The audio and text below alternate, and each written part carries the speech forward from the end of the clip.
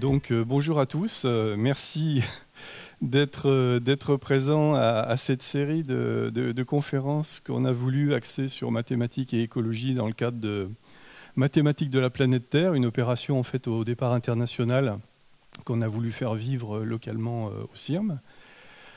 Et le CIRM a joué le jeu puisque a mis en place les mercredis mathématiques du CIRM au cours desquels des conférences sont ou vous seront présentées. Aujourd'hui, on va donc plus spécialement parler de mathématiques, d'hôtes, de parasites et en particulier en environnement marin. Je suis l'auteur de cette conférence. Donc, simplement, alors ça va un petit peu vite. Ce que je voulais dire en préambule, c'est que je voulais dédier cette conférence en fait au professeur Louis Heuset, qui nous a quittés il y a quelques semaines, qui a été, on va dire, le fondateur d'une parasitologie moderne et dont nous sommes un certain nombre les élèves en France. Professeur Heuset avait créé une école française de parasitologie à Montpellier, à Perpignan, où j'ai longtemps exercé. Et je voulais lui rendre hommage et profiter de cette occasion pour lui rendre, encore une fois, lui dédier cette conférence, puisqu'il manque désormais à tous ses élèves. Ceci étant dit, donc cette aventure dont je vais vous parler aujourd'hui, elle a une longue histoire. Ce n'est pas le fait de ces dernières années. C'est une histoire qui s'étale pratiquement sur 3 décennies. Vous avez ici, alors il ne faut pas tout lire, mais vous avez ici un certain nombre d'événements au cours desquels moi et mes collègues, je les évoquerai dans un moment, on a eu l'occasion de présenter les phases successives de l'évolution, pas d'un modèle, mais d'une série de modèles et de problématiques, donc je vais développer assez longuement.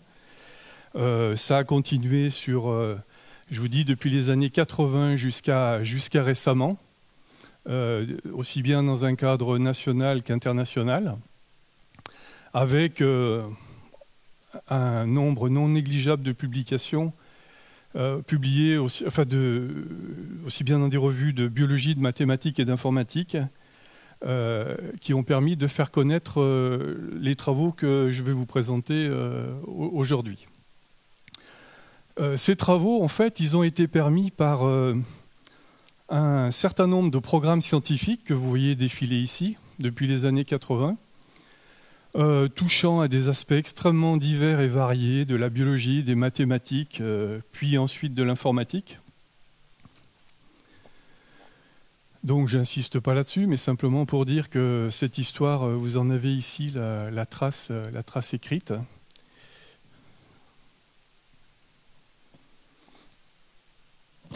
Avec un certain nombre d'acteurs scientifiques. Alors, vous excuserez, il y a un peu d'anglais et de français dans mon diaporama. Je me disais que s'il y avait des anglophones, ça permettrait de suivre encore plus facilement. Les 3 principaux protagonistes de cette aventure, c'est Michel Langlais, Guillaume Lathu et moi-même. Certains d'entre vous connaissent Michel Langlais, professeur de mathématiques à Bordeaux, avec lequel j'ai travaillé donc pendant près de 3 décennies. Mathématicien, disais-je. Guillaume Lathu, qui vient des sciences de l'ingénieur, informaticien, qui, après avoir travaillé sous la codirection de Jean Roman, Michel Langlais et moi-même, a été ensuite maître de conférence à l'Université de Strasbourg et travaille désormais au CEA à Cadarache. Et puis, un certain nombre d'auteurs qui sont intervenus plus ponctuellement dans les travaux que je vais donc vous présenter. Ça, c'était les acteurs scientifiques. Les acteurs biologiques de cette aventure, c'est surtout les poissons, qu'on a une famille des téléostéens, et en particulier pour ce qui est des phases de validation, le poisson que vous voyez ici, le fameux bar ou loup en Méditerranée, mais pas seulement lui. Hein. Le topo que je vous présente aujourd'hui englobe beaucoup plus généralement des concepts, mais disons que ce système hôte parasite, avec ces hôtes marins, ces télostéens, et un groupe de parasites qui sont, on va dire, communément des vers, qui, sur un plan zoologique, s'appellent des platelmintes, des monogènes, j'emploierai souvent le terme de monogènes. C'est une classe entière de vers plats. Les monogènes sont l'équivalent des oiseaux ou des mammifères, comptent des milliers d'espèces. Et tous les téléostéens et tous les poissons, d'une façon générale, ont des platelmintes. On verra tout à l'heure qu'ils ont beaucoup plus que de platelmintes, parce que vous verrez que j'alterne, je passe de la biologie aux mathématiques de façon régulière. Et c'est donc surtout ce binôme qui a permis, non pas de développer les différents types de modèles, mais surtout de les valider et de voir qu'ils peuvent rendre de précieux services.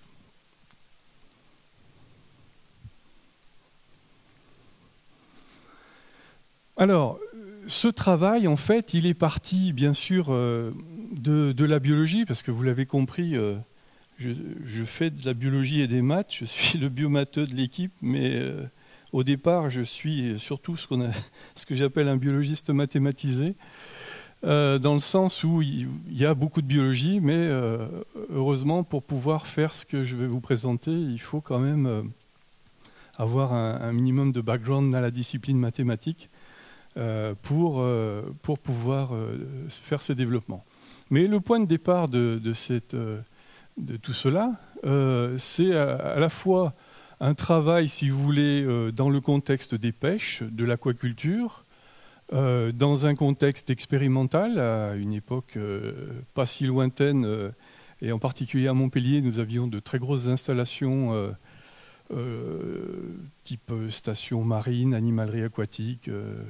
À l'époque, quand j'étais pas sur Marseille, mais sur Montpellier, on avait une animalerie aquatique de 300 mètres carrés. Puis ensuite, j'ai travaillé un certain nombre d'années à la station de biologie marine de Sète, appelée désormais station méditerranéenne de l'environnement littoral, où là encore, il y a des installations qui permettent donc de faire de l'expérimentation.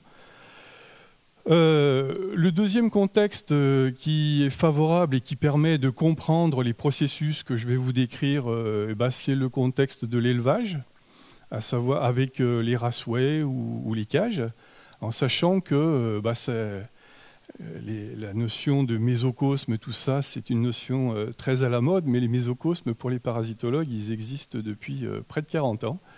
Ce n'est pas une chose nouvelle, et je veux dire qu'ils font tout à fait office de réacteurs biologiques pour étudier un certain nombre de processus. Donc, il y a des choses qui sont acquises par l'expérimentation au laboratoire, d'autres dans le contexte de l'aquaculture, et puis, comme on le verra, d'autres dans le contexte de la pêche.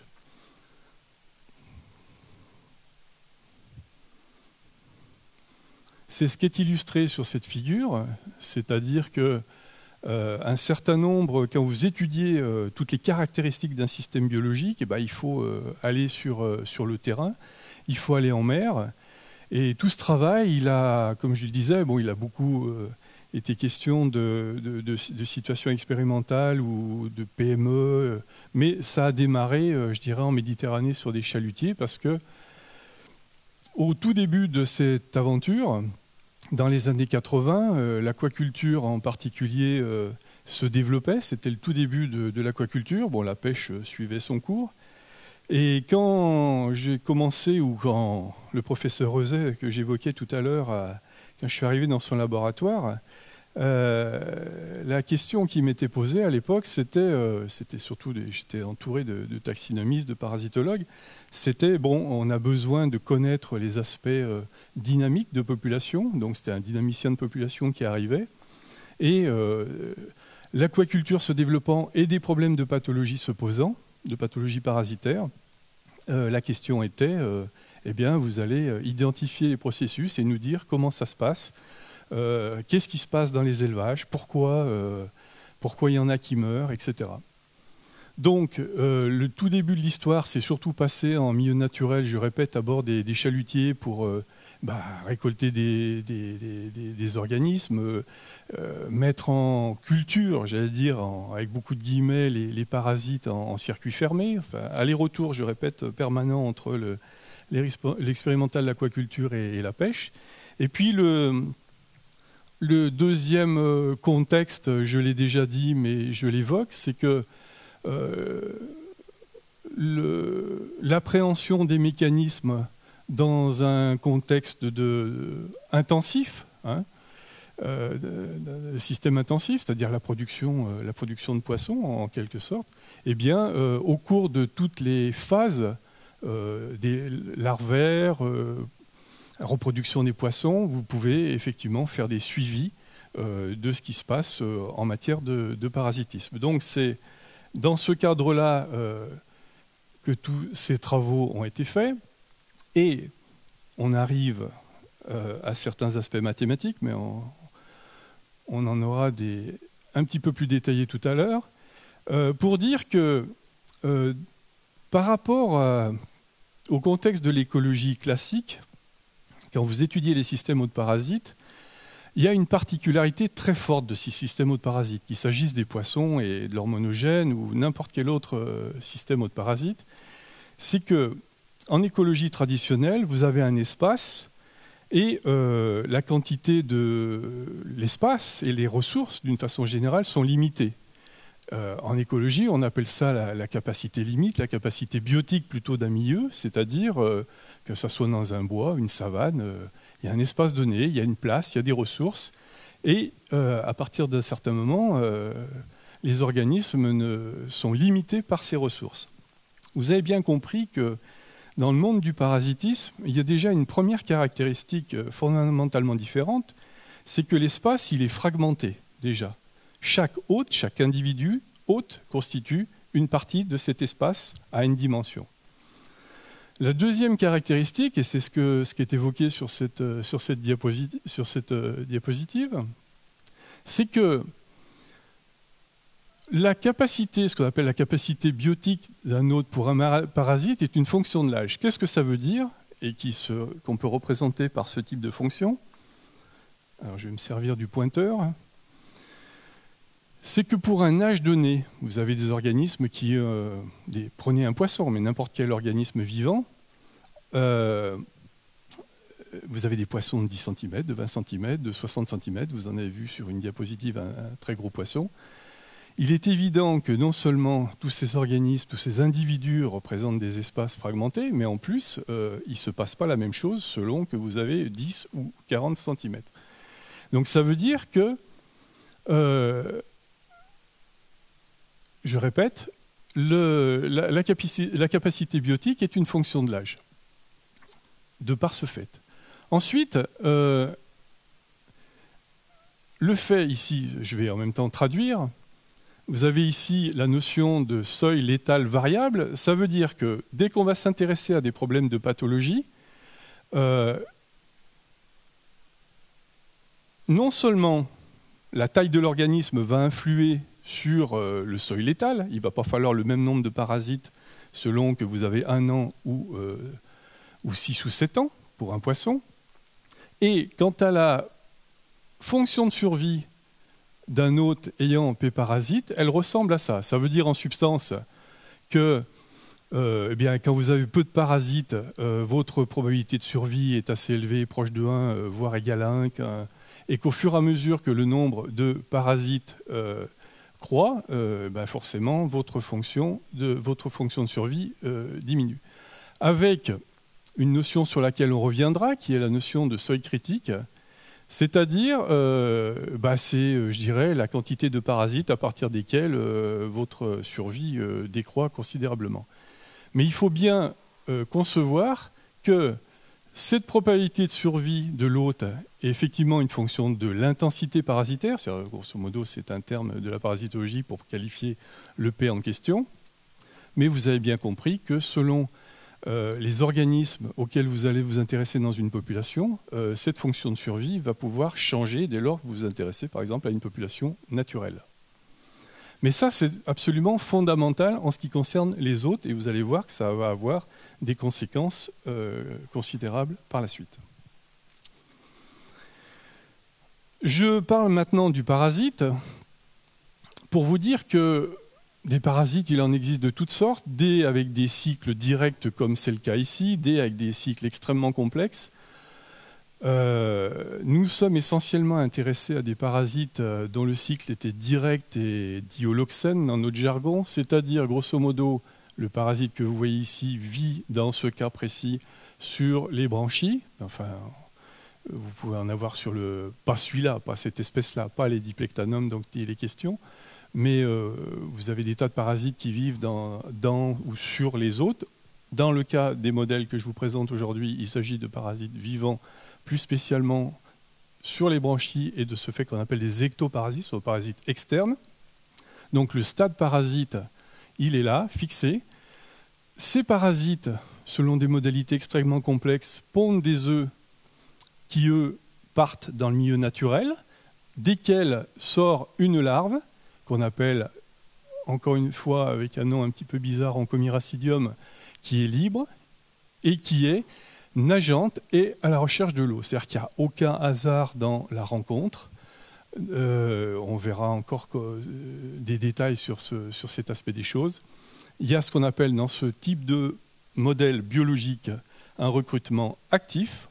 Autrement dit, l'hôte n'y est pour pas grand-chose à part de par son comportement pour attraper les parasites, les larves qui vont se fixer dessus. C'est la larve qui a très peu de temps pour finir par rencontrer un hôte. Et en y rajoutant une contrainte supplémentaire, chez la plupart des monogènes et chez beaucoup de parasites, c'est la notion de spécificité, c'est-à-dire que les parasites du bar ne sont pas ceux de la dorade, ne sont pas ceux du rouget, etc. Autrement dit, le petit organisme là, qui mesure quelques microns, il a, dans l'immensité des océans, 48 heures pour trouver une cible, ne pas se tromper de cible, et dans un espace extrêmement limité. Alors ça, c'est la partie, on va dire, cycle biologique de tout ce qui va être développé par la suite. À partir de là, vous avez donc compris qu'il va y avoir deux grands compartiments. Encore des compartiments, on verra qu'il y en a à d'autres échelles. Il y a ce qui se passe sur l'hôte, et puis il va se passer quelque chose dans le milieu naturel. Pour ce qui nous concerne aujourd'hui, c'est l'environnement marin.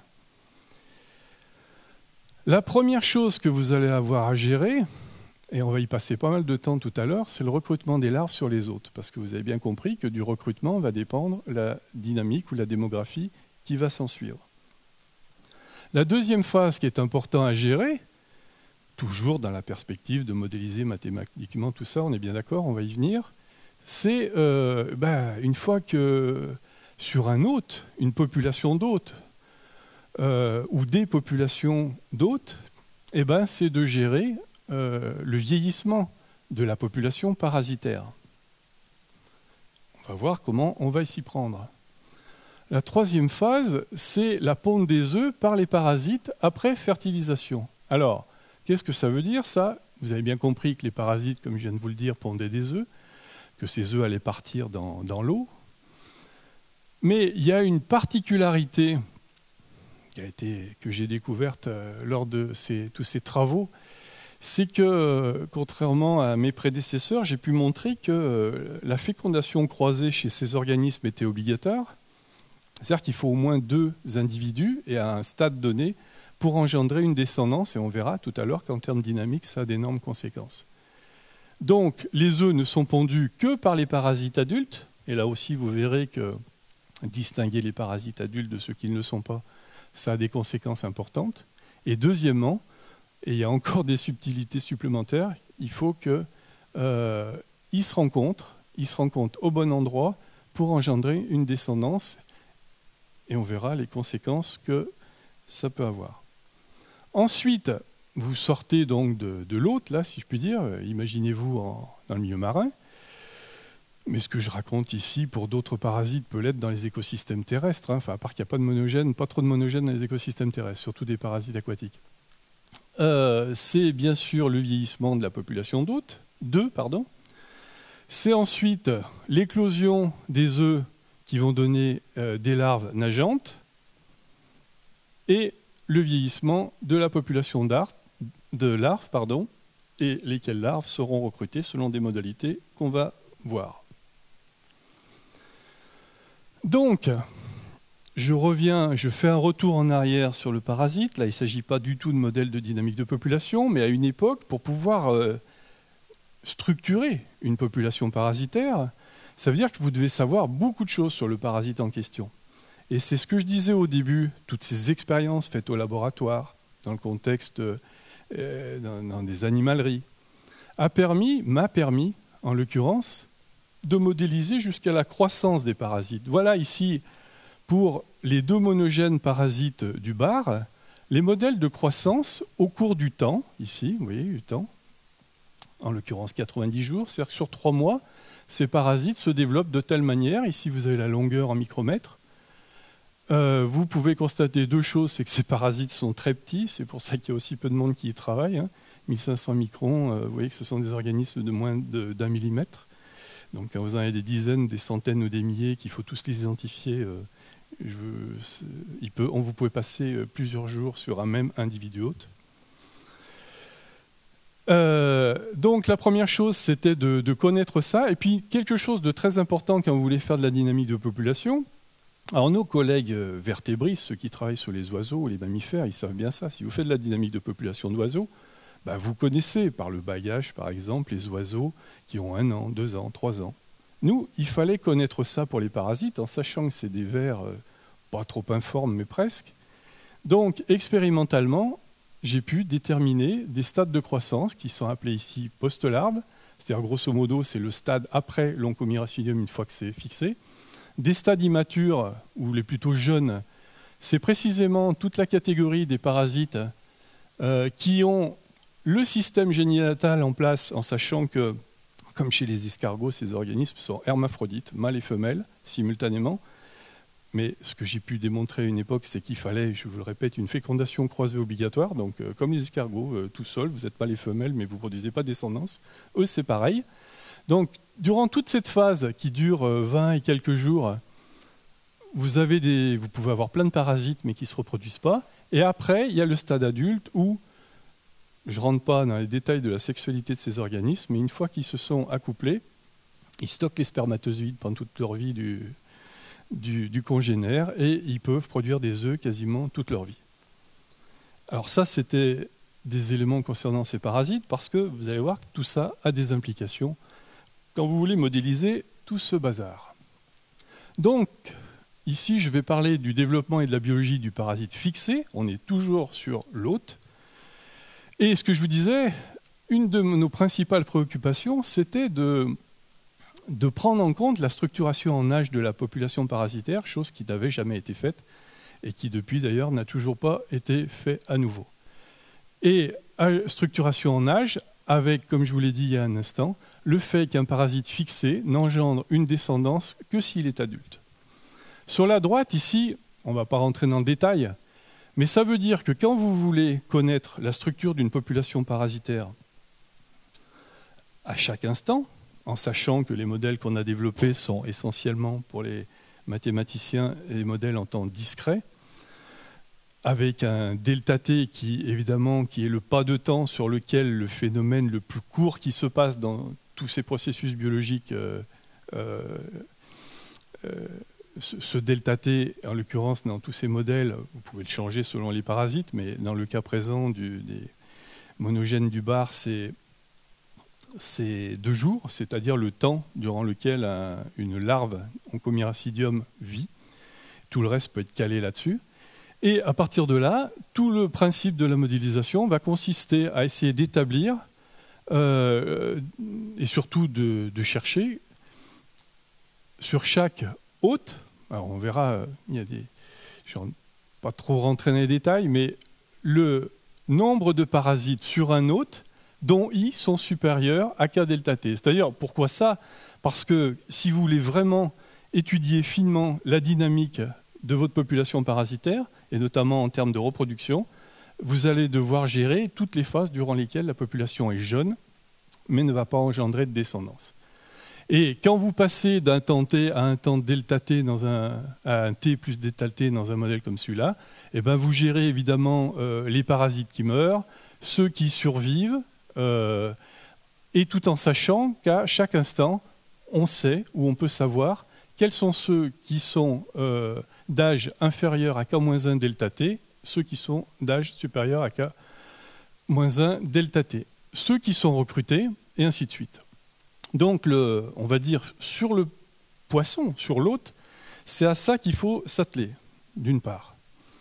Deuxième caractéristique, c'est ce que j'ai appelé la structuration spatiale. J'ai dit tout à l'heure que notre espace des hôtes, il est fragmenté, qu'il y avait donc une fertilisation croisée, j'insiste là-dessus, et ça veut dire que dans ce cas particulier, dans ce type de modèle biologique, sachant que ce sont des parasites de branchies, que des branchies chez un poisson, il y en a à gauche et à droite, ça veut dire que pour les parasites, il faut non seulement arriver sur le même individu hôte, mais il faut que les deux parasites, à un moment donné de leur vie, il faut au moins à un moment donné qu'il y ait deux parasites du même côté, à gauche ou à droite. Parce que s'ils sont à gauche et à droite, ils ne se rencontrent jamais, ils ne peuvent pas passer des branchies gauche aux branchies droite une fois qu'ils sont fixés. Je ne rentre pas dans les détails pour des raisons de biologie. Donc ça veut dire que par exemple, vous allez modéliser ce genre de choses. Ici, vous avez le nombre d'œufs pondus durant delta t par les parasites sur un hôte ayant P parasites dont PA sont adultes. Ben, c'est ça qu'il faut prendre en compte. En sachant que c'est ce qui est exprimé ici, alors ça c'est du détail, je vous dis, je ne vais pas rentrer dans tous ces détails, mais ce qui signifie ici, c'est que s'il y a moins de parasites sur un individu hôte, eh ben, il n'y a pas de production d'œufs. S'ils sont deux, il y a une chance sur deux qu'ils soient du même côté, et vous allez en prendre compte pour la descendance et la production d'œufs, et que vous allez simplement multiplier le nombre de parasites adultes par leur fécondité s'ils sont plus de deux. Voilà, des tas de fonctions comme ça qui, mises bout à bout, vont permettre de modéliser l'ensemble du processus. Alors là, je reviens donc à ce qui se passe à nouveau sur les hôtes. Vous voyez que une fois que vous avez vos parasites adultes, non pardon, ici c'est ce qui se passe justement à partir du moment où les parasites sont adultes et commencent à pondre des œufs. Donc il va falloir gérer ensuite la ponte, en sachant que, je répète, tout dans ce modèle repose sur des observations de terrain ou expérimentales. C'est-à-dire que quasiment tout est connu de la biologie de ces organismes. On sait combien un monogène pond d'œufs par jour, à quelle saison, en fonction de la température, etc. Donc il va falloir gérer mathématiquement, mais ça c'est assez simple, le fait que les œufs vieillissent, avec des taux de survie qui peuvent varier en fonction de la température, de la saison, etc. À partir d'un certain temps qu'on connaît, eh bien, vous allez avoir éclosion des œufs. Et ces œufs, il va donc y avoir des larves qui, encore une fois, vont se fixer ou ne vont pas se fixer. Et on va revenir sur ces notions de facteurs de transmission et sur la manière dont on a appréhendé globalement cette phase très sensible de ce type de modèle. Et puis j'allais dire ici, larves nageantes à port extérieur, ça c'est dans le cas particulier d'un élevage ou d'une expérimentation ou de l'aquaculture, c'est que dans un système, si vous avez un système clos, vous gérez évidemment les parasites adultes, les œufs, les oncomyracidium dans le système clos, mais si c'est un système ouvert, il faut pouvoir faire rentrer des larves de parasites, ne serait-ce que de façon concrète, quand vous mettez des poissons en élevage, quand ils sortent de l'écloserie, ils sont indemnes de parasites. À partir d'un certain moment, ils vont attraper des parasites, ils ne tombent pas du ciel, ils viennent généralement des parasites qui sont sur les poissons sauvages circulant à proximité des cages. Dans le milieu naturel, c'est pareil. Un poisson quelconque se parasite avec d'autres poissons qui ont laissé ici ou là des œufs et par conséquent des oncomyracidium. Alors, dans ce type de modèle, il y a un certain nombre de choses qui peuvent être décrites par des processus déterministes. Par exemple, Le taux de ponte des œufs d'un parasite adulte, bon, bah, c'est des choses qui sont déterministes dans la mesure... déterministes, alors les matheux savent bien sûr de quoi il s'agit, c'est que finalement, toute chose qui se passe à un temps t est définie par ce qui se passe à un temps t-1 au travers d'une fonction ou d'un certain nombre de fonctions. Donc ça, c'est déterministe. Le nombre d'œufs pondus à un temps t, ça l'est aussi. Après, ben, je veux dire que quand vous avez sur un individu de données, ben, je ne vais pas dire que c'est simple, mais il suffit de faire le bilan de tous les parasites adultes appartenant à certaines catégories d'âge pour avoir finalement le nombre d'œufs qui sont pondus à un temps t par l'ensemble des parasites qui sont sur un individu hôte. Le taux de mortalité des œufs, par exemple, bon, ben ça c'est des fonctions classiques. Hein. Bien sûr, on les a définies nous-mêmes en fonction de la connaissance qu'on avait du matériel biologique, mais c'est comme chez l'homme. Les courbes de mortalité, d'espérance de vie, chez l'homme, on les connaît, chez les parasites, on les a établies. La probabilité qu'un parasite meure durant un pas de temps, ça aussi, c'est des fonctions que vous introduisez, mais tout ça, c'est assez simple dans la mesure où, je répète, ce sont des choses qui sont établies de façon déterministe. Vous verrez qu'il va être question de stochasticité et à d'autres niveaux. Mais là, jusqu'à présent, il n'y a pas d'éléments aléatoires ou non aléatoires ou déterminés par des lois de probabilité données. Je fais à nouveau un retour sur les populations sauvages. Ici, on est dans une population naturelle de bar, par exemple.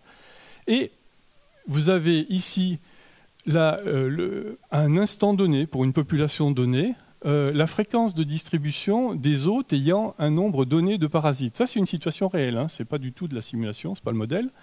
C'est-à-dire que si vous, pour cette population-là, voilà à quoi ressemble la fonction de distribution des parasites, hein, avec une échelle log ici, une échelle linéaire ici, donc ça veut dire que c'est une fonction asymétrique, hein, on n'est pas... Les parasites ne sont pas distribués de manière aléatoire ou avec un modèle poissonien. Ici, vous voyez même que ça peut être référencé par des modèles log normaux, peu importe le type. Mais si j'évoque ça, c'est que tous les autres modèles mathématiques qui existent dans la littérature, pour ce type de dynamique de population, quel qu'il soit, et notamment avec nos illustres... pas ancêtres, mais nos illustres prédécesseurs, des gens comme Robert May, Anderson et autres, la grande différence entre ce qu'on a fait et ce qu'ont fait tous les autres, c'est que dans tous les modèles de systèmes hôtes parasites, les auteurs injectent une fonction de distribution, binomiale négative, log normal, mais qui est invariante dans le temps et dans l'espace des hôtes. Et sachant personnellement que ça n'était pas acceptable, pour des raisons qu'on va revoir, un de nos objectifs était de faire changer cet état de fait. Donc voilà, une situation, peu importe qu'elle corresponde, je répète, à tel parasite et à tel autre, mais retenez que dans l'immense majorité des cas, la distribution des parasites se fait de manière plus ou moins agrégative. Alors, des fois pas agrégative, des fois agrégative, mais surtout, on va y revenir, que ces fonctions de répartition changent dans le temps et dans l'espace des hôtes. Et c'était ça l'enjeu de la modélisation, enfin un des enjeux d'une modélisation forcément complexe. Également, retour sur ce qui peut se passer dans les populations naturelles ici.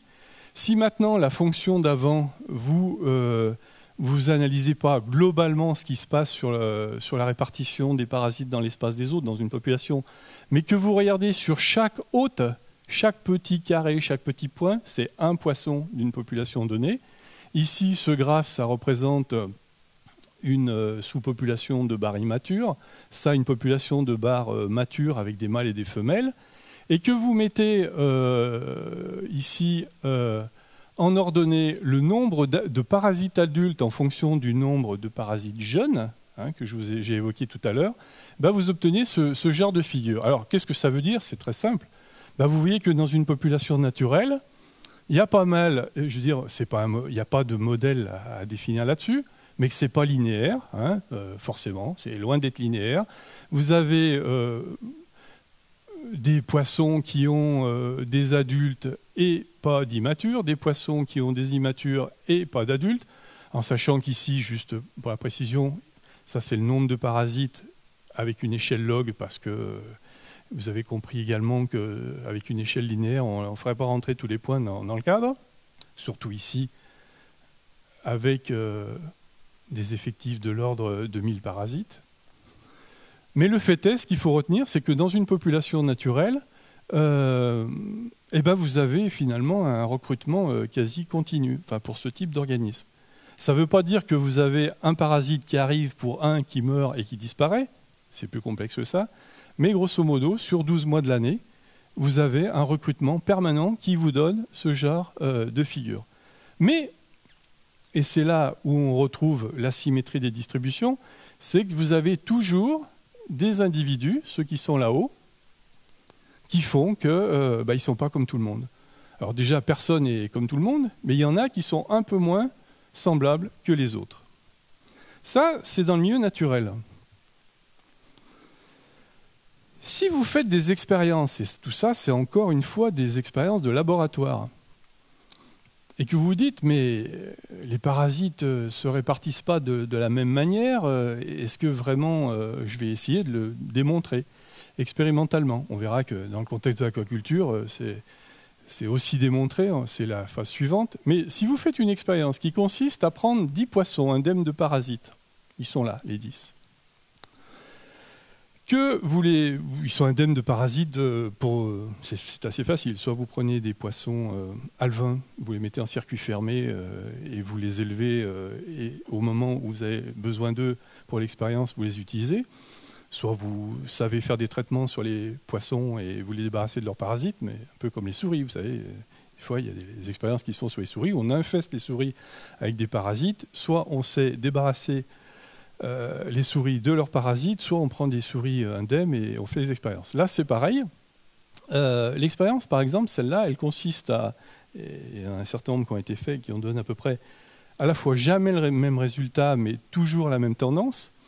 C'est que si vous infestez à un temps T avec un stock de larves 10 poissons, et qu'au bout de 2 ou 3 mois, vous regardez ce qui se passe en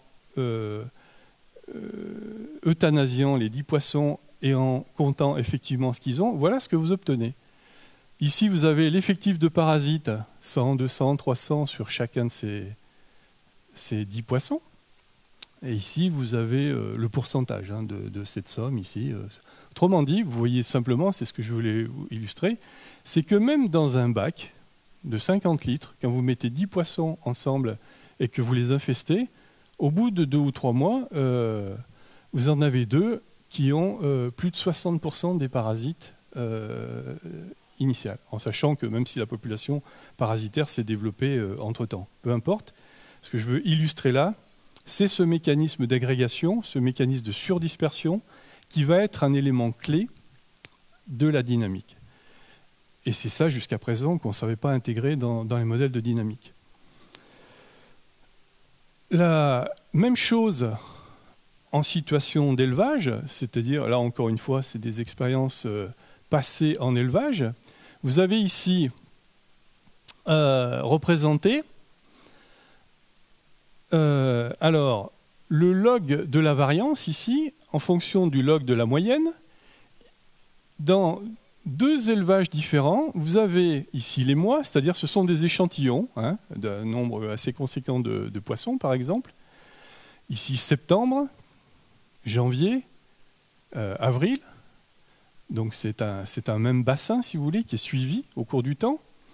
Un autre bassin qui peut être suivi au cours du temps. Et là, dans le cas présent, pourquoi ça avait été suivi, c'est que vous avez des aquaculteurs qui vous appellent au secours en disant « j'ai mes poissons qui meurent, venez ». Alors vous faites des échantillonnages, vous regardez ce qu'il y a comme parasites, vous faites le compte, et puis vous établissez le rapport entre la variance et la moyenne, vous connaissez tout ça. Et qu'est-ce que vous constatez? C'est que, alors pour les... Enfin, je ne sais pas si j'ai le temps de rentrer, mais disons qu'en écologie traditionnelle, sans rentrer dans le détail, je veux dire que quand la variance est très supérieure à la moyenne, c'est que quelque part, vous avez des organismes qui sont agrégés, quelle que soit, peu importe la manière dont ils sont agrégés. Mais sans pouvoir, bon, c'est des notions de statistiques assez élémentaires. Quand la variance est supérieure à la moyenne, hein, quand elle est égale, c'est que vous avez des répartitions, vous avez une répartition aléatoire qui peut être traduite par une fonction de Poisson, par exemple.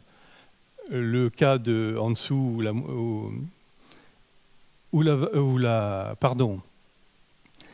quand la moyenne est égale à la variance, je répète, c'est une distribution aléatoire, et quand la variance est systématiquement beaucoup plus élevée que la moyenne, vous avez une agrégation. En sachant, vous l'avez vu ici, que l'agrégation peut être variable, qu'il y a des situations où l'agrégation est extrêmement forte, on verra tout à l'heure pourquoi. Et ici, vous avez accessoirement, bon, il y a des tests statistiques qui permettent de déterminer la variance seuil à partir de laquelle vous pouvez déterminer que la répartition n'est plus aléatoire.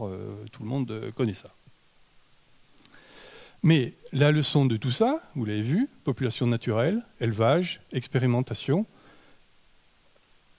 Le fin mot de l'histoire, c'est que nos parasites, la nature de la répartition des parasites dans l'espace des hôtes, vous l'aurez compris, est absolument fondamentale pour tenter de modéliser quoi que ce soit pour la suite des événements. Donc, je répète, jusqu'à la totalité des travaux de parasitologie, ça consiste, quand vous faites un modèle de dynamique de population, à prendre une fonction de distribution invariante et de l'injecter dans le modèle.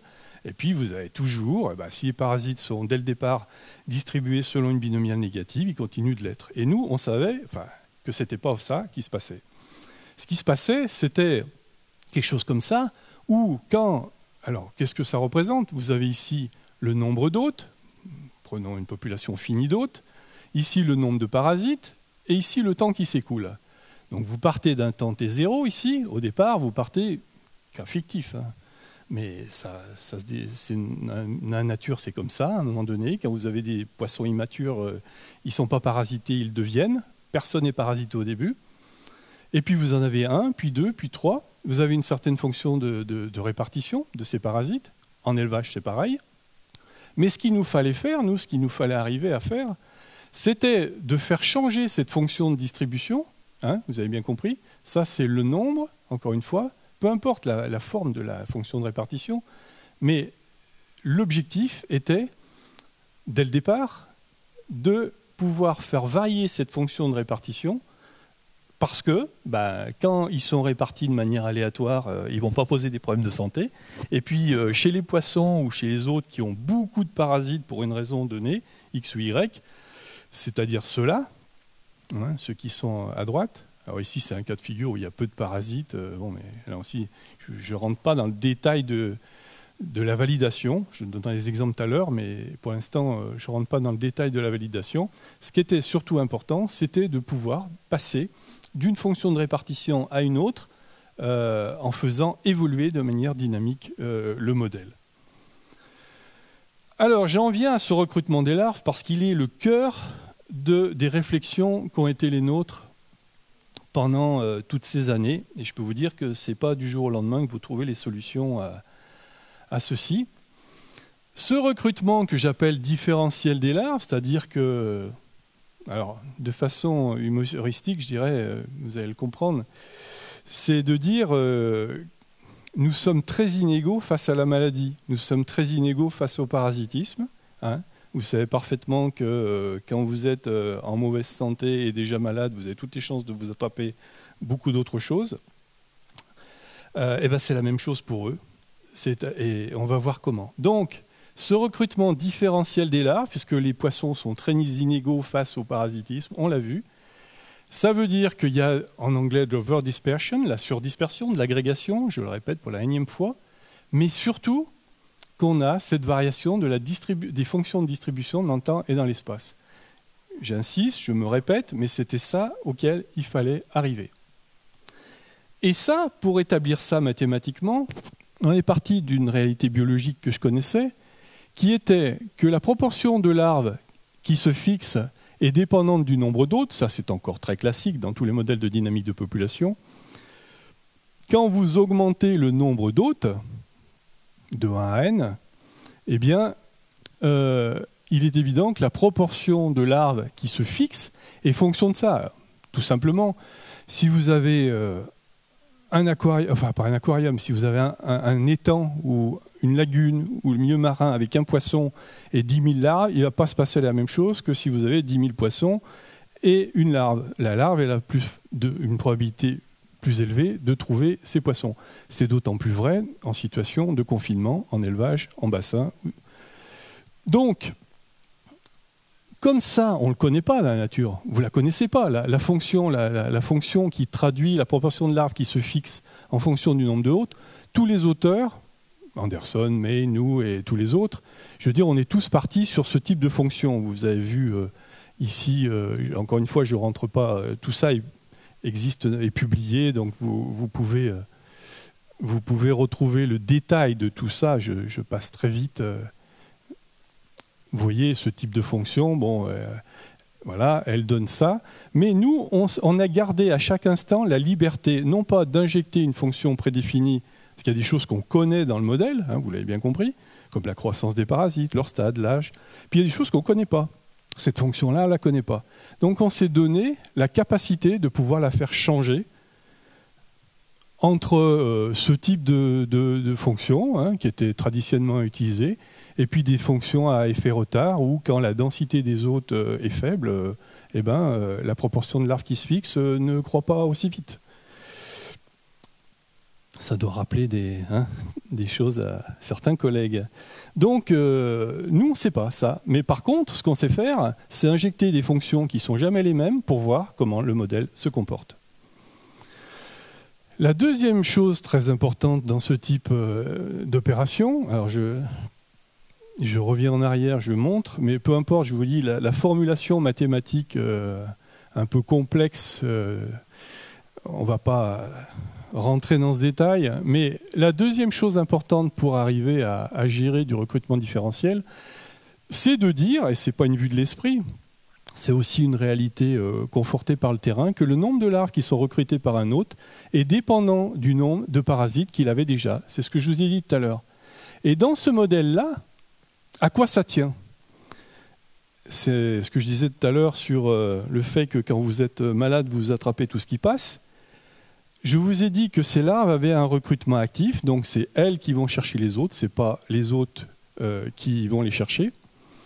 Mais à partir d'un certain stade, qu'on a appelé nous le palier, ici, il se trouve qu'un poisson qui a un nombre donné de parasites, ici vous avez la fonction qui représente justement ce que j'exprime là à l'échelle de l'individu hôte, c'est-à-dire que vous avez ici le nombre de parasites, et la fonction qui détermine le nombre de parasites que vous allez attraper, si je puis dire, en fonction du nombre de parasites que vous avez déjà, eh bien, il existe un seuil qu'on connaît à chaque âge, qu'on connaissait au départ, c'est-à-dire qu'on savait qu'à partir de tant de parasites, un poisson attrapait beaucoup plus de parasites que ses copains.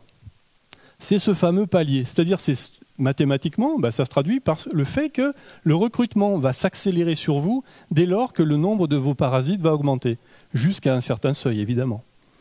Et notamment, le seuil qu'on ne dépasse pas, c'est le seuil létal, c'est-à-dire que pour un poisson d'1 an, 2 ans, 3 ans, on connaît aussi le seuil, le nombre de parasites qu'il faut pour le tuer.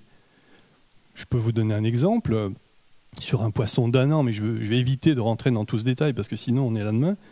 Mais sur un poisson d'1 an, élevé couramment en élevage, on sait qu'à partir d'une centaine de parasites, le recrutement s'accélère et qu'à 800 parasites, le poisson est mort. Sur un bar de 6 ans, ce n'est pas du tout les mêmes chiffres. C'est ce que je vous disais tout à l'heure quand je vous parlais tout à l'heure de rappelez-vous, du seuil létal en fonction de l'âge. Alors, ça, c'est une première fonction qu'on a introduite pour générer du recrutement différentiel. Et puis, pour retomber sur nos pattes, là aussi, on ne peut pas rentrer dans le détail du modèle, c'est que on s'intéresse aussi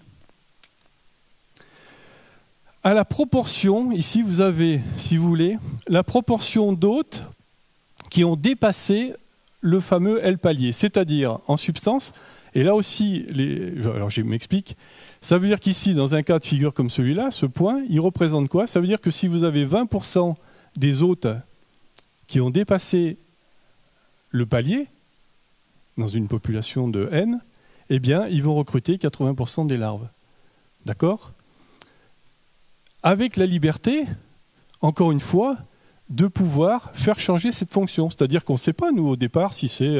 on sait que ce n'est pas une fonction linéaire par l'expérience, par la nature. Mais on ne sait pas quelle fonction passe entre une droite qui irait de là à là et une fonction qui serait beaucoup plus ascendante ici, jusqu'à un palier. On ne sait pas. Donc on s'est aussi donné le loisir de pouvoir injecter des fonctions différentes dans ce modèle.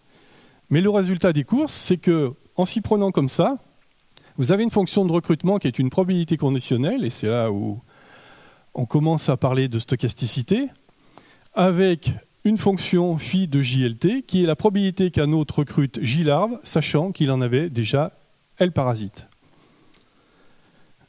Donc ça veut dire qu'il faut connaître tout ça. Alors comment on va s'y prendre? Eh bien, on va s'y prendre de la manière suivante.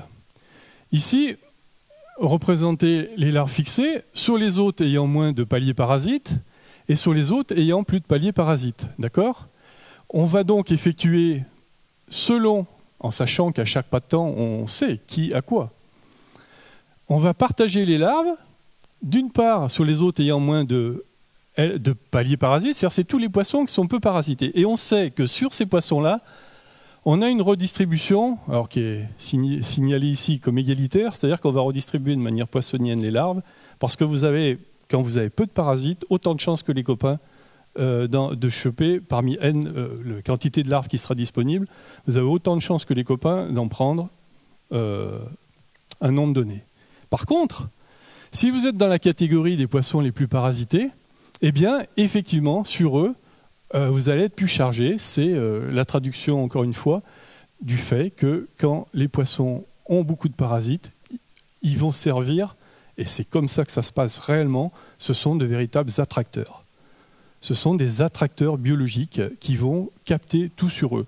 La raison biologique, je vais quand même vous la donner, c'est que dans ce cas précis, mais c'est vrai dans l'ensemble du monde parasitique, il y a énormément de mécanismes extrêmement savants qui relèvent de la chimie, c'est que dans ce cas précis des monogènes parasites de poissons, quand un poisson commence à avoir beaucoup de parasites sur ses branchies, il va commencer à être malade et il va sécréter beaucoup de mucus. Et on a pu montrer que c'était dans le mucus des poissons que se trouvaient les molécules attractives pour les Onchomyracidium. Donc plus vous produisez de mucus, plus vous attirez les larves, et donc vous devenez une cible toute trouvée. Et vous pouvez, c'est l'histoire de mes 10 poissons dans un bac de 50 litres, hein. À partir du moment où les deux commencent à tourner de l'œil, à être malades, mais ça, sans que ça se voit, vous ne savez pas qu'ils ont beaucoup de parasites. Eux le savent. Et commencent à avoir des problèmes de santé, toutes les larves leur tombent dessus. Désolé, mais le monde est très inégalitaire. En tout cas, celui-là. Ensuite, il va donc falloir partager ces larves, redistribuer effectivement sur chacun des autres selon leur nombre de parasites, alors tout ça à chaque stade des fonctions, faire vieillir les parasites structurés en classe d'âge, hein, je vous en ai parlé tout à l'heure, et puis gérer la mortalité des hôtes due à un excédent de parasites, pour finir par avoir une structuration complète en âge.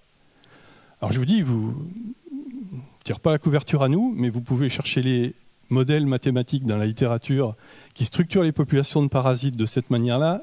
Je ne pense pas que vous en trouviez beaucoup. En tout cas, je suis preneur si vous en trouvez. Et encore plus en environnement marin. Donc, pour faire un petit bilan, on va partir de nos parasites fixés ici. Donc, vous avez les parasites adultes, vous savez, ceux qui pondent, sur lesquels il faut en plus des fonctions de mortalité, hein, parce qu'ils meurent. Hein. On l'a dit, on le répète, ils vont pondre des œufs. On va gérer donc ces œufs, avec là aussi des taux de mortalité des œufs, etc., au fil du temps. En sachant, là aussi, je passe les détails, mais un parasite comme celui-là, et vous verrez que ça va avoir des conséquences énormes. Ça pond plus d'œufs en été, mais la mortalité des œufs est supérieure en été. Les parasites pondent moins d'œufs en hiver, mais la mortalité des œufs est inférieure. Donc vous avez des tas de mécanismes qui viennent se balancer les uns les autres et qui font qu'au bout du compte, les processus vont partir dans un sens ou dans l'autre. Donc vous allez gérer vos populations d'œufs, vous allez avoir vos larves nageantes qui vont éclore. Quand vous travaillez avec un modèle comme ça en aquaculture, vous envisagez une injection de larves par les systèmes de pompage de l'eau de mer, par exemple. Si vous êtes dans une population naturelle, il n'y a pas besoin de faire ça, mais il faut quand même le prévoir. Vous allez avoir tout ce qui touche à la transmission, aux facteurs de transmission, etc., ce dont je vous ai parlé sur le recrutement des larves. Fixer les larves, et à partir de là, donc ce que je disais tout à l'heure, l'espérance du nombre de larves recrutées par un hôte ayant le parasite, et puis une fois qu'ils sont fixés, une fois que vous avez fixé tout ce monde, vous allez faire vieillir la population, et puis vous allez suivre chaque cohorte. En sachant que au bout du compte, il va falloir faire mourir tous les hôtes surparasités, c'est-à-dire tous ceux à un âge donné qui ont dépassé leur quota. J'ai trop de parasites, je meurs. Donc, je répète, les parasites sont distribués sur les hôtes en prenant en prenant en compte le nombre de parasites qu'ils avaient déjà et en faisant mourir ceux qui dépassent. Donc, vous l'avez bien compris, c'est un bilan à chaque pas de temps qu'il va leur falloir faire d'un tas de mécanismes. C'est comme un immense modèle matriciel, à part qu'au lieu d'avoir une matrice ou quelques matrices, on en a des milliers à gérer simultanément.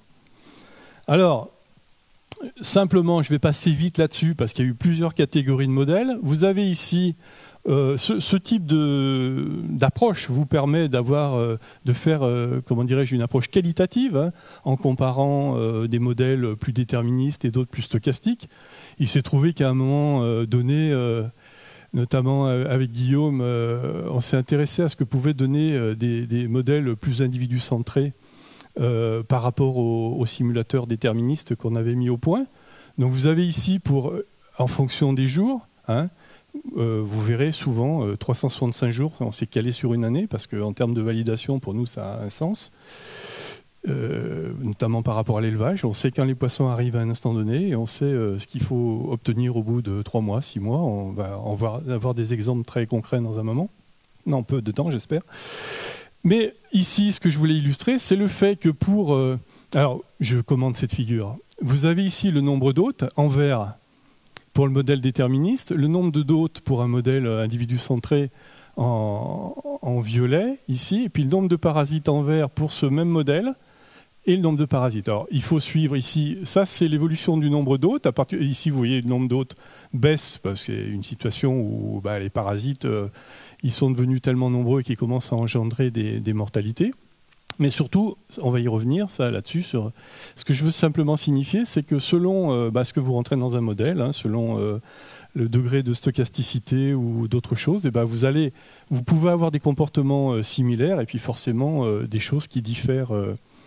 Le nombre de parasites ici, c'est la courbe vert foncé. Donc ces hôtes qui meurent, ils meurent avec ces parasites-là, ici, vous voyez. Puis la population parasitaire diminue. Et puis le modèle individu centré, il est en rosé, c'est-à-dire que les hôtes, ils sont là, ils meurent de la même manière, et la population de parasites est ici. Mais peu importe, on ne va pas rentrer dans le détail. Ici, c'est une autre situation où les hôtes ne meurent pas, ou meurent beaucoup plus tardivement avec une population qui a une autre stratégie. Mais ce que j'insiste là-dessus sur l'aspect qualitatif, c'est-à-dire le comportement qualitatif de ce type de modèle, ce qui peut nous apprendre en comparant... Autre exemple là, mais c'est la notion de variabilité, c'est-à-dire que vous avez ici le modèle en vert clair, le simulateur déterministe, il vous présente ça, mais si vous avez d'autres catégories de modèles, notamment l'IBM, selon le nombre de réplications, etc., vous allez avoir une variabilité des comportements. Donc vous avez bien compris, c'est plus les modèles qu'on teste qu'autre chose, hein, quand on fait ce genre de choses. Ici, vous avez la population d'hôtes, la population de parasites. C'est-à-dire vous pouvez, grosso modo, voir comment, encore une fois, sans parler encore de validation, comment le modèle se comporte. C'est important. L'analyse de sensibilité est extrêmement importante. Alors ici, vous avez par rapport, c'est ce point central, c'est ce qui est expliqué, la variation en pourcentage du nombre final d'hôtes en fonction de 4 paramètres distincts, c'est-à-dire que vous avez un modèle comme ça, il y a des différents, vous avez compris, des tas de variables, il va falloir voir quelles sont les variables les plus influentes et les moins influentes. Donc, par rapport à une simulation, l'intersection ici est associée à une simulation de référence, vous avez ici la variation du paramètre donné, on va voir lesquels, et ici la variation du nombre final d'hôtes à la fin, c'est-à-dire finalement combien vous aurez perdu d'hôtes en fonction de l'évolution de paramètres. C'est juste un exemple. La mortalité des parasites, je ne vais peut-être pas prendre celui-là, je vais prendre le vert en premier. Le paramètre external supply of larva, c'est-à-dire le nombre de larves que vous injectez dans le système, ben vous voyez que ça n'a pas beaucoup d'effet sur notre modèle. Hein, alors, encore une fois, sans rentrer dans ce détail, mais c'est des indications. Par contre, pour une même situation, vous voyez que le paramètre violet, nombre maximum de parasites avant l'agrégation, c'est-à-dire pour tous ceux qui sont peu parasités, bah, ça donne ça, c'est-à-dire que vous avez bien compris que si vous faites varier de plus ou moins 5-10% ce paramètre, vous obtiendrez 30 à 40% d'hôtes en moins. Voilà, c'est ça qu'il faut comprendre. Et surtout, ce que je voulais illustrer pour, j'allais dire, hiérarchiser l'importance des processus, parce qu'au départ, vous ne savez pas de la mortalité des parasites, des œufs, des ceci, de cela, qui va être le plus déterminant. Ben, vous voyez par exemple que la mortalité des parasites, c'est ce truc-là, a une incidence considérable dans un modèle de ce type-là. Et encore une fois, ça part de données observées, c'est-à-dire qu'on sait combien de temps vivent les parasites, quelle est leur mortalité à différents âges, etc. Ben, vous voyez qu'en sortie de modèle, il y a des choses qui sont beaucoup plus influentes, beaucoup plus déterminantes que d'autres. Ça va évidemment avoir des conséquences en termes de prophylaxie quand vous êtes face à des situations d'élevage. Un mot pour dire que, vous l'avez compris, il y a eu 3 grandes étapes, une étape de biologie, une étape de mathématiques et puis une étape d'informatique. Pourquoi ? Parce qu'il y a un peu plus de 10 ans, on avait des grosses stations sondes à notre disponibilité qu'on mettait à genoux dans n'importe quelle circonstance. C'est-à-dire qu'un modèle comme celui-là, une station sonde de la fin des années 90, une simulation, elle durait 2 à 3 mois. Et si vous aviez une panne d'électricité entre-temps, vous aviez perdu la simulation. Donc ça veut dire qu'avec l'anglais, on s'est tourné vers des gens comme Jean Roman ou Guillaume Latu, qui sont des numériciens, et avec lesquels on s'est mis à travailler sur des ordinateurs de plus en plus puissants. Et les dernières années, ça veut dire qu'on a monté des gros programmes au CINES à Montpellier, puis à l'IDRIS, et qu'on a fait tourner les calculateurs les mêmes que ceux qui font de la science du climat, par exemple. Et ça nous a permis, en 10-15 ans, grosso modo, de passer de simulations qui mettaient 2 à 3 mois, vous voyez, de l'ordre de 105 teraflops, c'est pas une bagatelle, à des temps de 15h30 sur 16 processures, 3h30, et on est arrivé il y a quelques années, parce que sur cet aspect-là, on s'est arrêté depuis, mais à 9 minutes, des choses qui prenaient 2 à 3 mois sur 448 processeurs. Donc c'est quand même un gain important et qui a nécessité un aller-retour permanent entre la biologie, les maths et le parallélisme. Alors j'en viens à ce que tout ça nous raconte au bout du compte. Ce qu'il nous fallait, c'était comprendre par la modélisation, c'est le but de la modélisation, ceux qui en font le savent, c'est finalement de nous décrire tout ce qui se passe quand on ne peut pas échantillonner, parce qu'on ne peut pas, dans un élevage, sortir tous les poissons, à tous les tenter pour savoir ce qui se passe. Voici ici reproduit la disparition d'une population parasitaire. Donc vous avez ici ce qui se passe sur 360 jours, oui, c'est la durée d'une année. Ici, vous avez le nombre, c'est le nombre total de parasites sur les poissons considérés. Hein. On peut représenter les choses de 36 000 manières, mais ce que je vais vous représenter, c'est simplement tous les comportements démographiques, on arrive à les reproduire, à commencer par la disparition d'une population de parasites. C'est-à-dire que si dans une population d'autres données. Hein, il n'y a pas assez de parasites qui rentrent, s'ils ne se reproduisent pas assez, si la mortalité de tel stade est... Bon, et ben vous avez ce type de processus, c'est-à-dire que vous voyez ici que ça, c'est le nombre total de parasites. Cette courbe, c'est la somme des deux. Mais l'avantage que vous avez quand vous structurez une population en âge, c'est que ce qui se passe pour les adultes et les jeunes, c'est pas tout à fait la même allure que le nombre total. C'est-à-dire que si vous travaillez globalement, vous dites il se passe ça. Si vous travaillez un peu plus dans le détail, vous voyez qu'il se passe, bon, je ne vais pas les commenter, mais il se passe des choses beaucoup plus fines. Ça monte, ça descend. Et puis surtout, vous voyez, dès le début, il est évident qu'au début, vous ne pouvez pas avoir des adultes puisqu'ils arrivent. Hein, donc, ce sont des juvéniles qui finissent par donner des adultes et ainsi de suite. Bon, mais je n'ai pas le temps de rentrer dans le détail. Deuxième type de situation, c'est ce qu'on appelle les situations endémiques. Donc, premier cas de figure, le fait qu'une population parasitaire disparaisse dans une population d'autre, ça arrive tout le temps. Quand tout concourt à ce que la population parasitaire se casse la figure. Vous avez ce deuxième cas de figure qui est une situation endémique où, grosso modo, ça se stabilise. C'est-à-dire qu'il y a toujours, vous pouvez toujours trouver les conditions multifactorielles qui font qu'une population se stabilise. Mais en sachant que là encore, adultes et juvéniles ne se comportent pas tout à fait de la même manière. Le fait que ces variants, ce n'est pas du tout des artefacts, c'est le fait qu'à certains moments de l'année, le recrutement est moindre, la mortalité est supérieure sur telle classe d'âge, la durée d'incubation des œufs augmente quand la température baisse, etc. Tout ça, vous le voyez dans le modèle.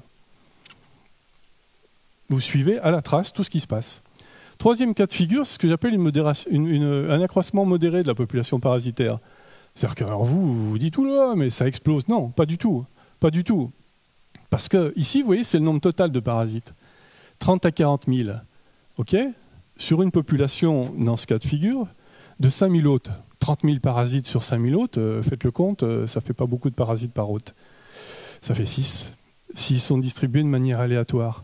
Okay, comme ils ont peu de parasites, il n'y a pas d'agrégation. Donc il n'y aura pas 6 parasites par poisson sur les 5000 autres. Ils ne vont pas être répartis comme ça. Mais ils vont être répartis de manière aléatoire, mais ils ne posent pas de problème. Par contre, dans le silence, la population parasitaire, elle fait ça. Si maintenant, notamment sur le facteur de transmission des larves, c'est-à-dire si vous injectez plus de larves, tout autre paramètre stabilisé ou non, je vous dis, on peut faire varier ensuite l'ensemble des variables à l'infini. Hein. On n'a même jamais fini, on n'a pas encore fini de valider dans tous les sens le modèle. L'étape suivante, c'est celle-là. C'est une stabilisation avec la régulation des hôtes. C'est-à-dire que c'est ce que je vous ai expliqué tout à l'heure, mais qu'on voit au travers de la modélisation, c'est que la population parasitaire s'accroît, mais qu'à un moment donné, curieusement, vous voyez qu'elle se stabilise. Elle se stabilise d'ailleurs pas du tout de la même manière pour les juvéniles et les adultes. On va voir pourquoi. C'est qu'à partir de ce moment-là, l'agrégation a commencé à faire son œuvre. Vous avez des parasites qui sont plus attracteurs que d'autres. D'accord ? Mais la population parasitaire, je répète, elle cesse de s'accroître. Pourquoi ? Parce que les hôtes les plus parasités de la population en question vont commencer à mourir. D'accord ? Et quand ils vont commencer à mourir, qu'est-ce qui va se passer ? Ici, vous avez donc les adultes, ici. Donc vous voyez que les adultes, ils sont de plus en plus nombreux plus tardivement, c'est logique, puisqu'avant d'être adulte, on est jeune. Donc c'est les jeunes qui grandissent les premiers. Et quand ils arrivent ici, à un moment où les adultes... il y a des adultes qui sont reproducteurs, ils ne le sont pas tous, mais ici, il y a des adultes reproducteurs qui donnent tous ces juvéniles. À partir du moment où vous avez une régulation par la mort des hôtes, comme il y a surdispersion, la population de juvéniles va s'effondrer, c'est normal. C'est à un instant T, les poissons qui sont les plus parasités par des jeunes. Surtout que ça dure 20 à 25 jours, on est bien d'accord. Donc c'est d'abord la population de juvéniles qui va chuter. La population d'adultes, elle ne va pas chuter. Là encore, je ne vais pas interpréter biologiquement tout ça, mais ça a des conséquences énormes d'un point de vue épidémiologique.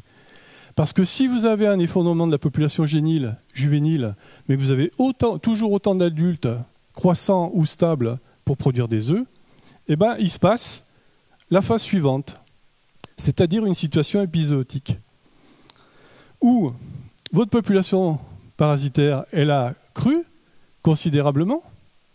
Les juvéniles, jusque-là, avant, Par la mort des hôtes, cette population, enfin, la fraction de jeunes parasites a baissé. Le nombre d'adultes s'est relativement stabilisé. Comme tout cela pond des œufs, le recrutement, lui, il continue à se faire, mais vous avez des vagues successives de mortalité. Parce que, encore une fois, vous avez la répartition se faisant de plus en plus inégalitaire entre les hôtes, eh bien, vous allez avoir les hôtes qui vont franchir la barre qu'il ne faut pas franchir. Donc, mortalité des hôtes, je ne vous ai pas représenté la courbe de mortalité des hôtes, mais vous pouvez l'imaginer au travers de ces courbes. Chaque fois que vous avez ça, ça veut dire qu'il y a des vagues d'hôtes qui meurent. Ce qui est exactement ce qui se passe en élevage. Et quand ça remonte, c'est simplement parce que tous ces adultes repondent des œufs qui redonnent des larves, et puis comme il reste des hôtes, forcément, ça grimpe jusqu'à ce que d'autres vagues d'hôtes surparasités meurent. Et irrémédiablement, si vous laissez le système s'emballer, c'est-à-dire que si vous ne régulez pas votre population parasitaire, le système, et ça c'est aussi bien la biologie et les maths qui nous le disent, ça va revenir non pas à un état d'équilibre, mais à un état nouveau, dont on va voir dans le détail comment il se compose. Mais grosso modo, qu'est-ce qui va se passer? Les parasites vont réguler la population d'hôtes jusqu'à ce que l'ensemble du dispositif s'effondre. Mais vous ne perdez pas tous les hôtes, hein, je veux dire, il y a toujours des poissons là. Hein. Bon. Concrètement, dans les élevages, alors en milieu naturel, je vous ai expliqué que ça ne se passait pas tout à fait comme ça, mais dans un élevage donné, ça veut dire que ici, et ça se passe tous les ans dans tous les élevages, je ne citerai pas de nom d'élevage, mais enfin pour avoir remis les mains dans le cambouis récemment sur des élevages de la région PACA, on perd 30 à 40% des poissons en l'espace de 6 mois au cours du premier hiver. Voilà ce qui se passe. Alors, tout ce système se remet à un certain niveau d'équilibre, avec une population parasitaire qui baisse forcément. Je ne peux pas aller plus loin parce que ça nous entraînerait... voilà. Et au bout du compte, on est arrivé à faire ce qu'on voulait faire, rappelez-vous. Alors évidemment, ça c'est le résultat d'une simulation, je vous l'ai présenté tout à l'heure pour vous montrer ce à quoi on voulait arriver. C'est-à-dire de dire, on a peu de parasites sur une majorité de poissons à un moment donné, mais ça va changer. On y est arrivé, et on y est arrivé en faisant changer tout. C'est-à-dire que selon ce qu'il y a dans le modèle, selon le comportement démographique de la population parasitaire, selon la structure de la population d'hôtes et tout ce que vous voulez, vous aurez une infinité de situations comme celle-là, mais qui, au travers des grandes tendances que j'ai présentées avant, c'est-à-dire extinction de la population parasitaire, situation d'endémie où il y a des parasites partout mais vous n'en apercevez pas, accroissement de la population parasitaire mais vous ne vous en apercevez pas non plus parce qu'il n'y a pas de mortalité d'hôtes, mortalité d'hôtes avec régulation mais avec une phase transitoire et puis la catastrophe totale épisodique où vous perdez tout ce que vous avez et vous vous retrouvez à genoux. Alors, je vous montre, je reviens en arrière sur cette figure. Et vous allez voir maintenant, sur la figure que je vais vous présenter, ce qui se passe à partir d'ici, là. C'est-à-dire, vous verrez les temps, ils vont être figurés sur le graphe, là, en question, 240, 270. Regardez bien, vous voyez, je vous ai expliqué ce qui se passait ici. Et je vais vous montrer maintenant, à travers un graphe, comment la surdispersion agit comme moteur de régulation. Et ça, c'est transposable à tous les parasites de la planète, hein, si je puis dire. Regardez, pour la figure d'avant, disais-je, vous avez ici le log de la variance. Ça, c'est évidemment le résultat de... C'est la transposition du log de la variance et du log de la moyenne. Autrement dit, le nombre moyen de parasites par poisson et la variance à chaque pas de temps. Vous avez bien compris, en fonction du temps. Alors le temps, il est représenté comme troisième variable, il est ici. Le T270, il est ici, et ainsi de suite. Alors je ne vais pas faire les allers-retours avec la figure, mais grosso modo, ce qui se passe, c'est la chose suivante. Quand vous avez accroissement de la population parasitaire, mais une répartition pas plus ou moins aléatoire des parasites dans l'espace des hôtes, la variance est égale à la moyenne. C'est exactement ce qui se passe ici. Ici, il n'y a pas d'agrégation. Donc ça peut même durer longtemps. À partir du temps 270, je vous le montre rapidement, il est ici 270, 250, 260, 270, vous voyez ici, là.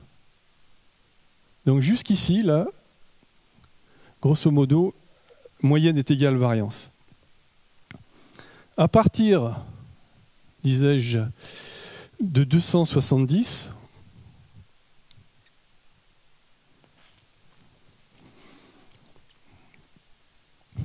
la moyenne du nombre de parasites augmente, hein, c'est évident, hein, on est bien d'accord. Le nombre moyen de parasites, la population s'accroît 100, mais là, la moyenne dans tout ce bloc ici, ce n'est pas la moyenne du nombre de parasites qui augmente, c'est la variance. Ça veut dire que c'est l'inégalité entre les poissons qui s'exprime. Donc vous arrivez à reproduire le changement de fonction de répartition des parasites dans l'espace des hôtes pour une population parasitaire dont l'effectif global n'a pas changé. Et puis vous avez une deuxième phase, c'est ce groupe-là ici, c'est de 316 à 332. Je vous la remontre rapidement.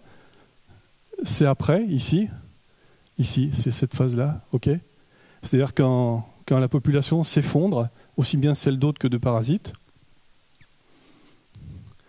Que se passe-t-il ? La moyenne augmente forcément, puisque la population explose. Mais la variance, elle augmente aussi considérablement.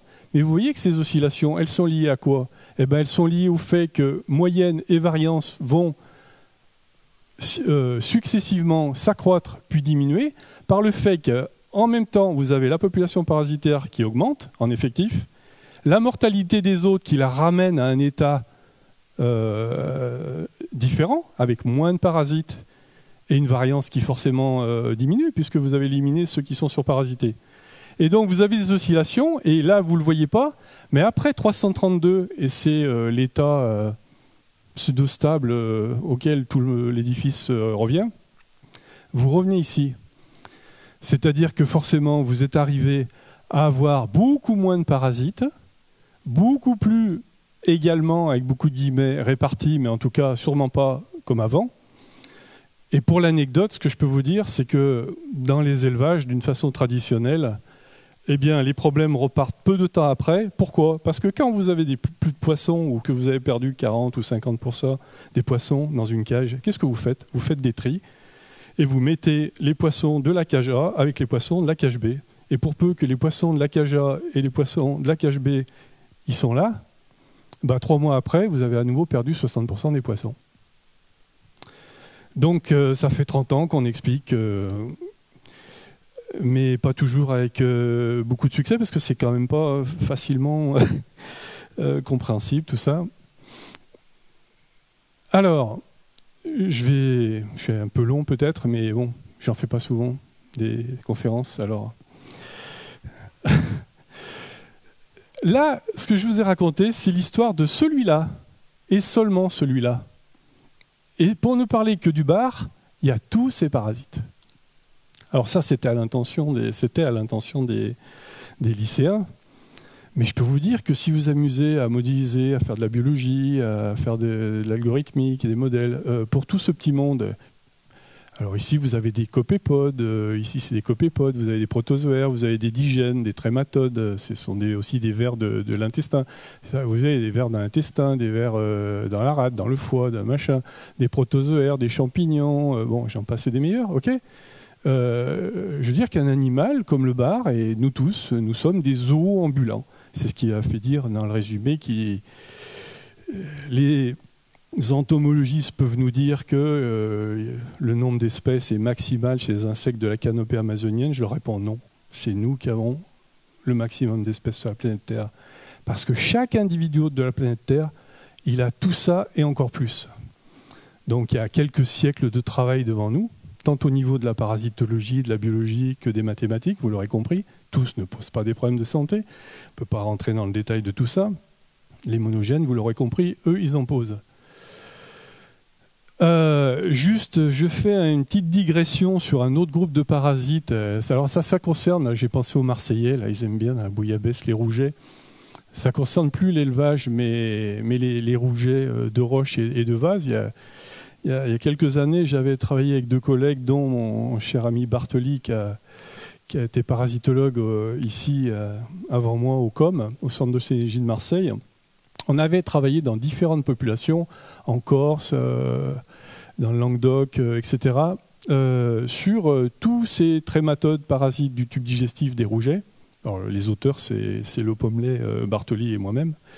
Mais ce que je veux simplement illustrer au travers de ce graphe, vous avez ici représenté pour chacune de ces populations étudiées ce qu'on appelle les diagrammes rang-fréquence. C'est-à-dire que les espèces sont simplement ordonnées en fonction du nombre total de parasites qu'on a pu trouver sur...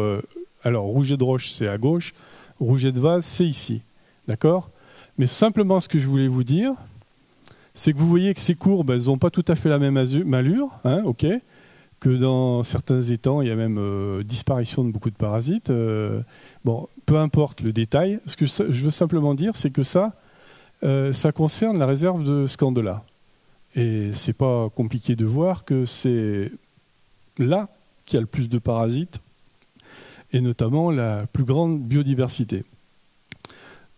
Pourquoi je dis ça? C'est que, indépendamment du déplacement des équilibres que j'ai illustré par main exemple, il faut savoir que chaque fois que vous placez un système hôte parasite dans un contexte environnemental donné, vous aurez des déplacements d'équilibre de cet ordre. C'est-à-dire, et là ça concerne des trématodes, mais vous n'aurez jamais la même chose.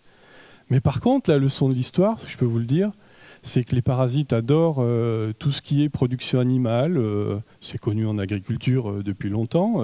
Les aquaculteurs en font les frais depuis 40 ans.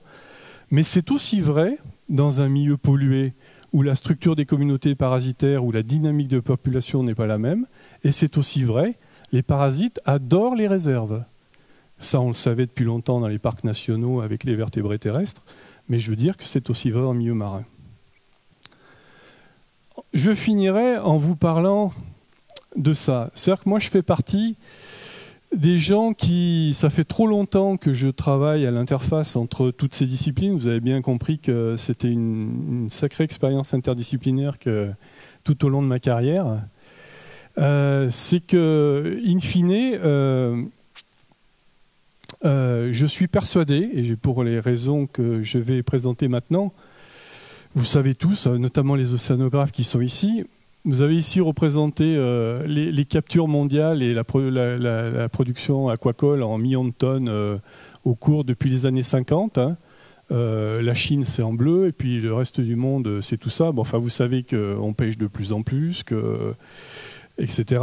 Que les stocks de poissons ne se portent pas très bien. Et on ne m'enlèvera pas de l'idée qu'à 7 milliards et à 9 milliards en 2050, on ne pourra pas se passer de ça. Se passer de ça, c'est les tendances de l'aquaculture mondiale et la production des groupes majeurs que sont les mollusques, les crustacés, les poissons marins, etc. Les poissons marins, ici, ils sont là, hein, c'est très peu. C'est évident que c'est surtout, vous savez que l'aquaculture mondiale, c'est surtout une production de poissons d'eau douce, notamment par les Chinois. Hein, c'était le graphe d'avant. Mais l'aquaculture marine, qu'on le veuille ou non, est heureusement vouée à un bel avenir. Mais il y a un mais, c'est que... donc c'est ce que je voulais illustrer par la figure suivante.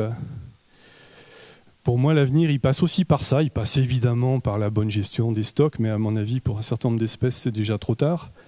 Mais même, quand bien même on arrivera à faire machine arrière au niveau mondial, je pense qu'on ne peut pas nourrir 9 milliards ou plus d'individus sans passer par l'agriculture marine. Mais il y a une chose qu'il faut retenir, et l'aquaculture est quelque chose de très récent, 40 ans d'existence, alors que nos ancêtres font semer des graines dans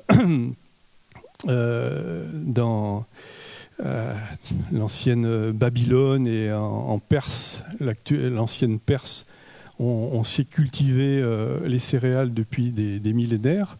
je dirais que l'aquaculture en est au stade de nos agriculteurs du paléolithique.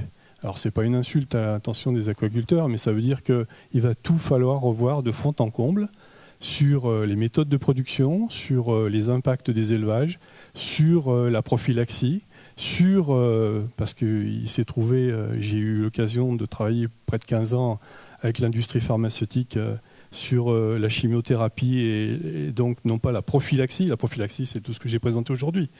Mais il y a un moment où il faut savoir traiter, hein, que ce soit des élevages de bovins, d'ovins, de caprins ou des bars.